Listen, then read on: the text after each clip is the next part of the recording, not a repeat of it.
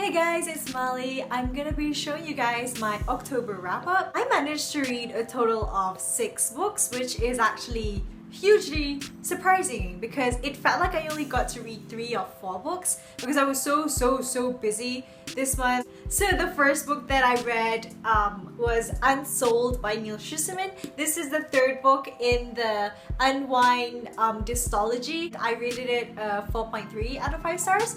I didn't like it as much as the first 2, but it was still really good, and there's one more in the series that I need to read, so I kind of am sad that the series is ending. But yeah, I really am enjoying the series and I think everyone who likes dystopians should read it. Next, I read Tandem by Anna Jarzab. It's very similar to 1,000 Pieces of You by Claudia Gray, and if you know me, you'll know that I am in love with that series, so I was really intrigued with this book. This is a science fiction about dimension traveling, but in this book it's a lot more political, taking in people from another dimension to play a political role in your own dimension. I rated this book a 4 out of 5 stars, if I'm not mistaken.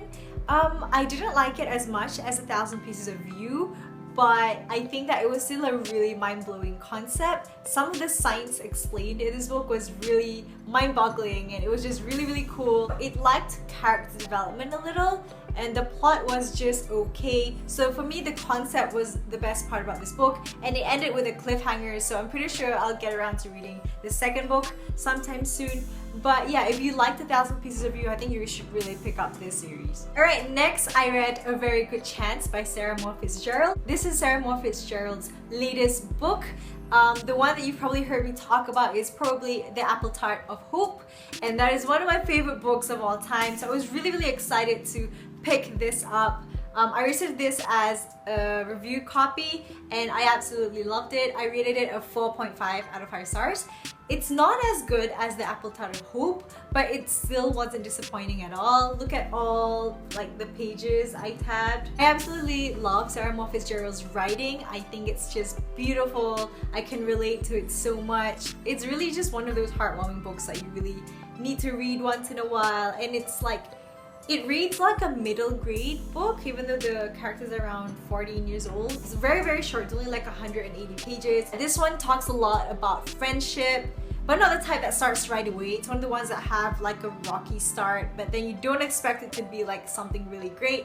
And it has family issues as well, especially how a family can fall apart and how that affects the child and things like that. And it was just sort of heartbreaking as well, but heartwarming in other ways, so I really liked it. And just look at that cover, I'm so in love. I don't have the next book that I read because it's like one of those traveling books that you pass around in like your book club, and it was The Little Prince by, I'm not gonna try say the author's name because I'm definitely gonna get it wrong. I rated The Little Prince a 4 out of 5 stars. It was a very nice book. So it's my club's traveling book where we basically pass it around to each member and you can like write notes in it and stuff like that. So I was like the, I don't know, 8th person to get it. So a lot of my other friends had already written stuff inside, and it was just so nice to read the comments, and some of them tried to explain the metaphors and things, which was so great. I was so bad at trying to understand all these deep metaphors, right? And so it really aided my reading. It's suitable for kids, it's suitable for adults, and it's just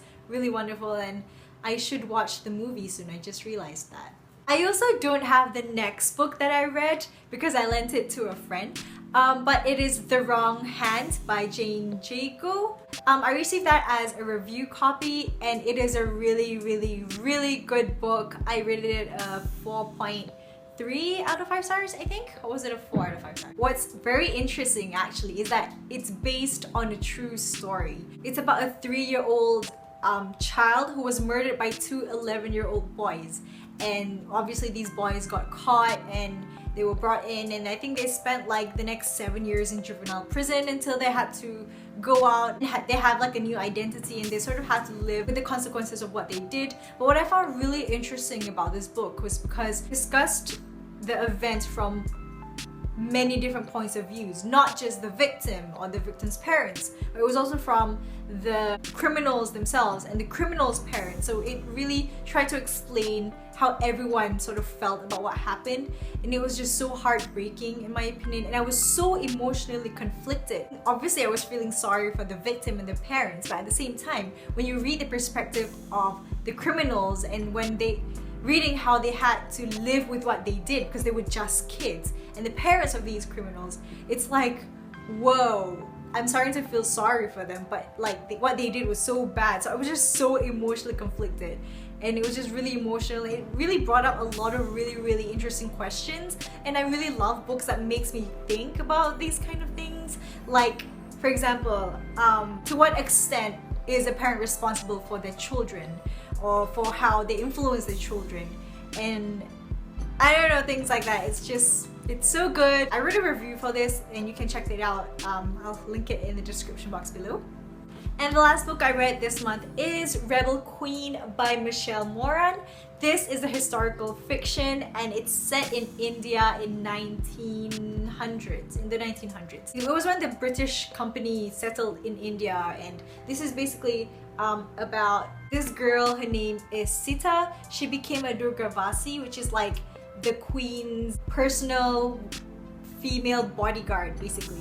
I took nearly 2 weeks to read this, but not because it was slow or really bad, it was because I was really busy, but it was just really good. I love how honest and kind of realistic this book is. It didn't over dramatize things, if you know what I mean. Like in a lot of young adult books, people drive so dramatically and they fall in love so dramatically and things like that, but in this one it's just so chill and things happen like how it sort of happens in real life, and it's so heartbreaking at the same time, and the development was really good. I think the political parts could have been better.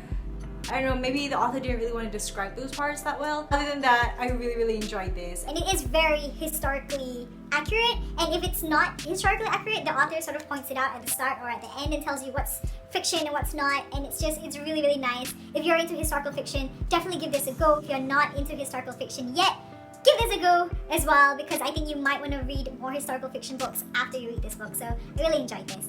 And like, heads up for diversity, guys, because this book is set in India and most of the people here are Indians, and there's also some British people as well, but it's so cool to read about a different culture, and it didn't feel like you're bombarded with all these culture. It was just like reading a fantasy, to be honest. So these are some of the books that I read this month. Hopefully I'll get to read more next month. And yeah, comment down below if you've read any of the books that I read, or if you want to read any of the books that I read. And yeah, thank you so much for watching. I'll see you guys in the next video. Bye!